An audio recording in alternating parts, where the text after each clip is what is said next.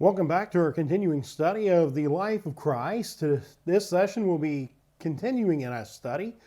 This will be lesson number 8 if you're following along with the outlines that have been being produced and shared. The production of these comes from the Truth for Today commentary series, as produced by Resource Publications out of Searcy, Arkansas. Great commentary, great material coming from that. This is part of their Life of Christ Challenge, 129 lessons on the life of Christ that we are going through and studying. We've been studying 52 of those on Wednesday evenings at the Central Church of Christ, located at 90 Waverly Court, Martinsburg, West Virginia. If you would like a PDF copy, that is a digital copy of all 129 outlines, please email that request to info@ccocwv.org. We will email those to you in PDF format so you can follow along. Also, if you need help attaining a copy of the Truth for Today commentaries, The Life of Christ, it's a 2-volume set, please email that request to info@ccocwv.org, and we will get in contact with you and let you know the cost of purchasing those and getting them shipped to you. Today we're going to be taking a look at continuing our look at the life of Christ. Our text for today from our biblical text is Matthew chapter 2 beginning in verse 13 and in Luke chapter 2 beginning in verse 39. So when we look at this lesson, we look at lesson 8, we're going to we'll cover the first 30 years of Jesus' life in this lesson.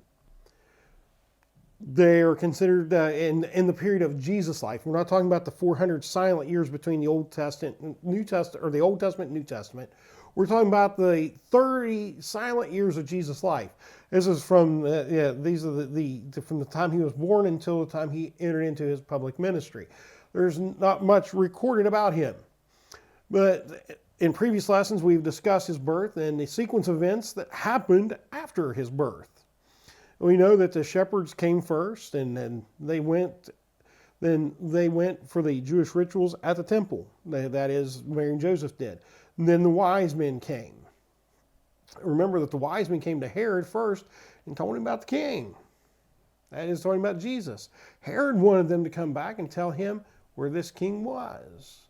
But the wise men were told by an angel in a dream to not go back to Herod. So they went back home a different way.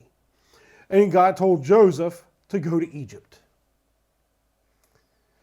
God told Joseph to go to Egypt. And that's what we're going to discuss about this portion of Jesus' life. That is, Jesus in Egypt, his return to Israel, and his coming to Jerusalem as a 12-year-old boy. When we look at the events in the life of Christ, this is the only event that is recorded in Jesus' childhood. And we're also going to hear his first recorded words. So let's go back to Matthew chapter 2, beginning in the 13th verse. Matthew records this. Now when they had departed, that is, the Magi had left. When they departed, behold, an angel of the Lord appeared to Joseph in a dream, saying, Arise, take the young child and his mother, flee to Egypt, and stay there until I bring you word, for Herod will seek the young child to destroy him. When he arose, he took the young child and his mother by night and departed for Egypt, and was there until the death of Herod, that it might be fulfilled which was spoken by the Lord through the prophets, saying, Out of Egypt I called my son. Then Herod, when he saw that he was deceived by the wise men, was exceedingly angry. And he sent forth and put to death all male children who were in Bethlehem, and all of its districts from 2 years old and under, according to the time which he determined from the wise men. Then was fulfilled what was spoken by Jeremiah the prophet, saying, A voice was heard in Ramah, lamentation, weeping, and great mourning. Rachel weeping for her children, refusing to be comforted because they are no more. Here we see that an angel had told Joseph to go to Egypt because of what Herod was going to do. Not wanted to do, was going to do. Notice this. It wasn't that Herod wanted to kill these young boys. He's going to do it, and he did do it. Notice Joseph's response. He arose, took the child and his mother, and departed by night. They left for Egypt. He manifested no hesitation in this. The angel of the Lord said, the life is at risk. Gone. Leave everything behind. Take the child, take the mother. Let's flee. Think about this. It was about 100 miles to the border. And then 100 more miles to perhaps Alexandria in Egypt. And we do not know how long they stayed in Egypt. But we do find interesting wording in Matthew chapter 2, in verse 16.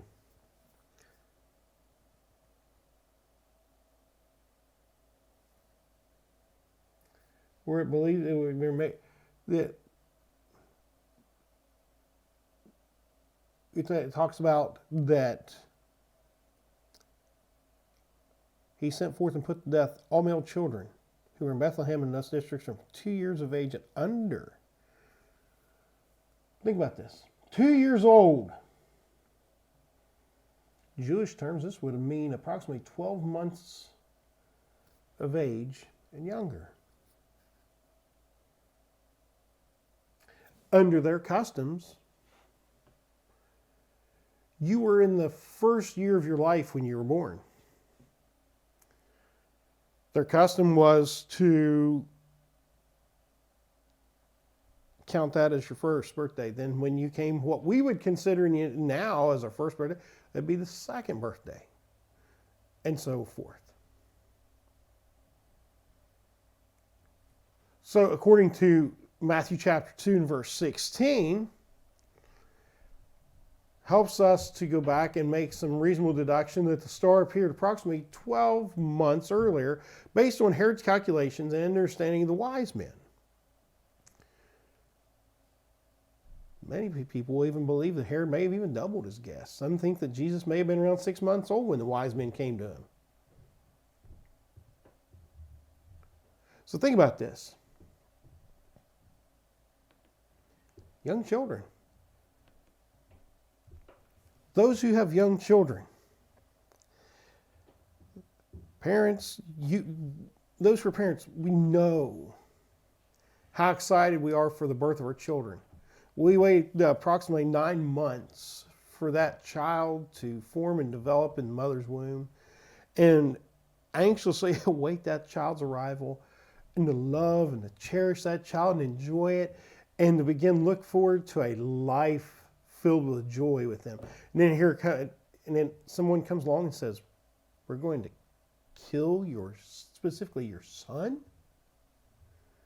because there's one amongst you who was born a king."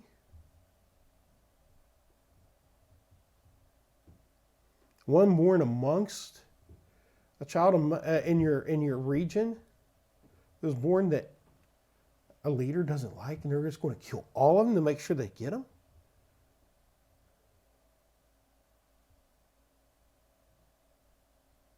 Can only imagine the grief and the heartache that was brought about by this. Because think about this. Bethlehem was a small city. So looking at that, going back and doing some calculations, historians believe that the number of babies that were killed would have been between anywhere from about 12, as few as 12 to as many as 50. One is too many when we look at it. Just murder to be murdered because, oh, someone's going to rise up against me.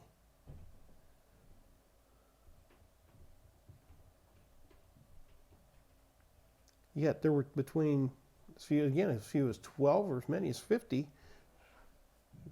baby boys killed, murdered, all because a political leader was afraid of competition from a baby.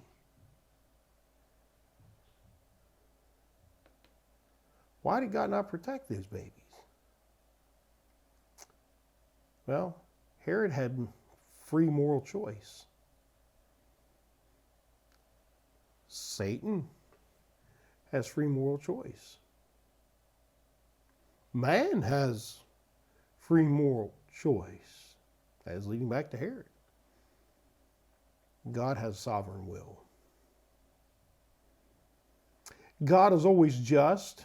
God is always righteous. God is always long-suffering in everything he does. God's judgments have the best interests of man in mind always. Think about this. The answer to this question must include all three wills. Herod's will, that is man's will, Satan's will, and God's sovereign will. Consider the price that God paid to give freedom of will to man. And think of the price we have to pay for it. God gave his only begotten Son, that whosoever believeth in him should not perish, but have eternal life.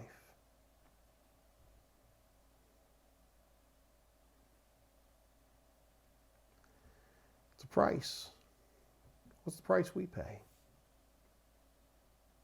Life and service to the King of Kings.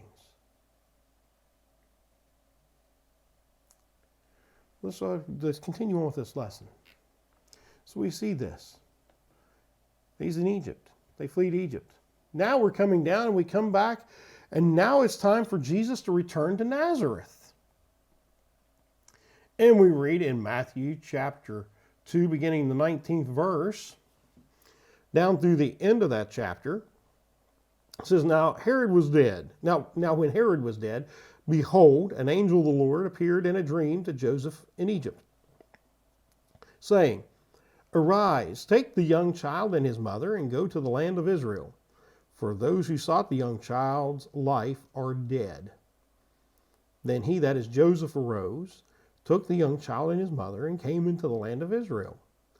But when he heard that Archelaus was reigning over Judea instead of his father Herod, he was afraid to go there. And being warned by God in a dream, he turned aside into the region of Galilee. And he came and dwelt in a city called Nazareth, that it might be fulfilled which was spoken by the prophets, he shall be called a Nazarene. Now, Luke chapter 2, verse 39. So when they had performed all things according to the law of the Lord, they returned to Galilee, to their own city, Nazareth. Then continuing in verse 40, there in Luke chapter 2, it says, And the child grew and became strong in spirit, filled with wisdom, and the grace of God was upon him. Herod had died. Think about this. Jesus is coming back to, brought to Nazareth. Why? Herod had died. An angel had come to return to Joseph in a dream, told him to go back to Israel. But it's not going to be just as simple as that, is it? It's not going to be that simple. Herod's son is now reigning. And with the intervention of the Lord through with the angel coming back to Joseph, being guided, he decides to go back to his hometown, Nazareth. He goes back to Galilee. The return to Nazareth was all part of God's plan. Some may say, well, Joseph departed. He went off. No, this was part of God's divine plan. It's all part of his plan. Because think about this back over in Matthew chapter 2, verse 23. He came and dwelt in the city called Nazareth, that it might be fulfilled, which was spoken by the prophets. He shall be called a Nazarene. Part of God's divine plan. So they're in Nazareth. They're in Nazareth. Then we come over to Luke chapter 2. We go back over to Luke chapter 2, and we get in down to verse 40. We're going to read verses 40 through 52, and we're going to come back and then we'll take a look at this. And the child grew and became strong in spirit and filled with wisdom, and the grace of God was upon him. And his parents went to Jerusalem every year at the feast of the Passover. And when he was 12 years old, they went up to Jerusalem according to the custom of the feast. When they had finished the days, as they returned, the boy Jesus lingered behind in Jerusalem. Joseph and his mother did not know it, but supposing him to have been in the company, they went a day's journey and sought him among their relatives and acquaintances. So when they did not find him, they returned to Jerusalem seeking him. Now, so it was that after 3 days, they found him in the temple, sitting in the midst of the teachers, both listening to them and asking them questions. And all who heard him were astonished at his understanding and answers. So when they saw him, they were amazed. And his mother said to him, Son, why have you done this to us? Look, your father and I have sought you anxiously. And he said to them, Why do you seek me? Did you not know that I must be about my Father's business? But they did not understand the statement which he spoke to them. Then he went down with them and came to Nazareth, and was subject to them. But his mother kept all these things in her heart. And Jesus increased in wisdom and stature and in favor with God and men. So let's go back here and take a look at this passage here, talking about Jesus in Nazareth and his return to visits to Jerusalem here. Luke describes Jesus' growth. We know that he was God, but he was still in the form of human, and he grew just like boys grow. He started off as a baby, and he grew up as any healthy young man would grow. He went from being a baby to a young boy to a young man, and grew into a man. How else could he be one of us if he didn't physically grow, mature in the same way that we do? He couldn't be one of us if he didn't. It would make him something different. He came to know what and experience the things which we experience. He was perfect at each stage, but he never took over. But he never did take over his class at school. Excuse me. Never took it over. He listened and he asked questions. In verse 47 of Luke chapter 2, it says, All who heard him were astonished at his understanding and his answers. This is him sitting in the temple. He's sitting in there. He's asking questions, and he's also giving some answers when he's asked a question back. This was normal interaction, just like a present day classroom in a school would be. Teachers and students having interaction. A teacher asks a student a question, student would give an answer, but the student may have a question and the teacher answer it. So this interaction is taking place back and forth between Jesus and those in there, and they're amazed at his understanding. How old was he? 12.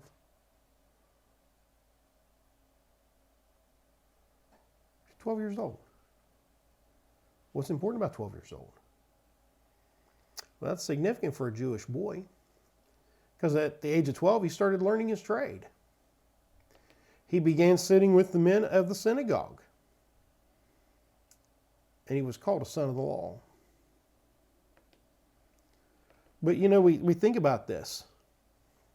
We stop and we look at this. He's doing all these things.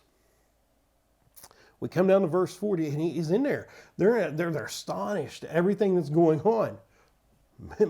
Mary comes back. They spend 3 days looking for him. And in verse 48, we see that Mary says, "Son, why have you done this to us? Look, your father and I have sought you anxiously." We thought any parent's frustration. We thought you were dead. We didn't know what happened to you. Anything could have happened to you. We have been beside ourselves searching for you.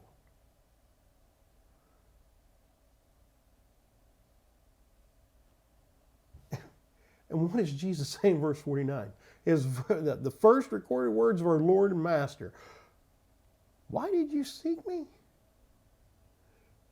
Do you not know that I must be about my Father's business?"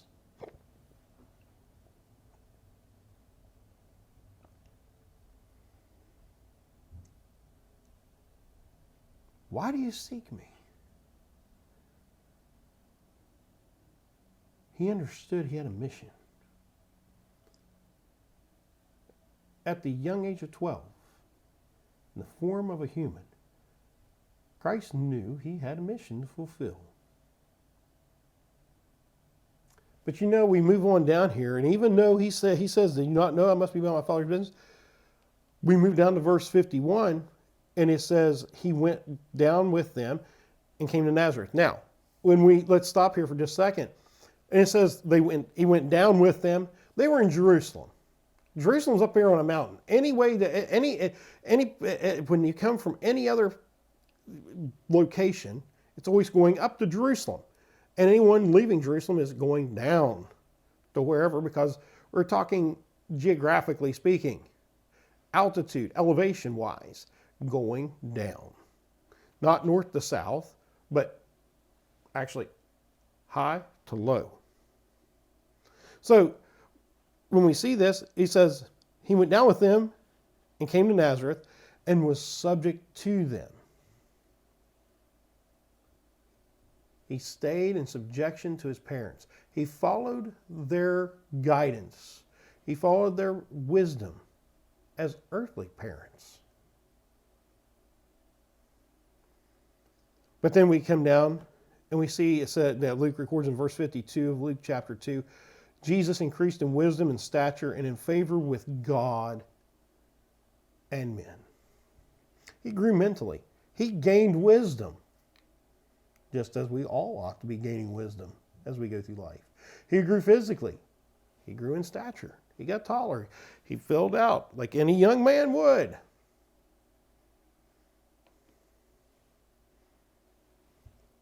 Ultimately, he grew in favor with men. He grew socially. He grew in favor with God, meaning he grew spiritually. Thus, we've passed very quickly past the first 30 years of Jesus' life. We have to remember, it's not God's purpose to give an autobiography of Jesus by any counts.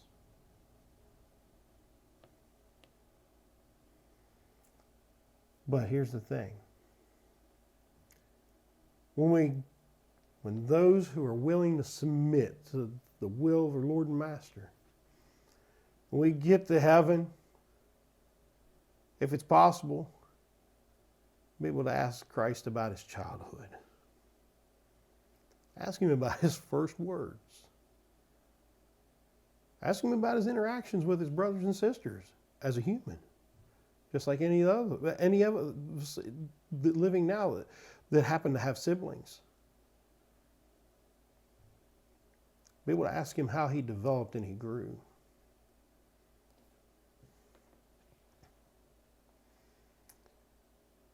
But here's the thing.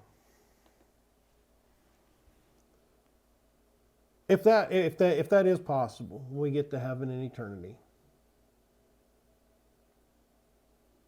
that's fine.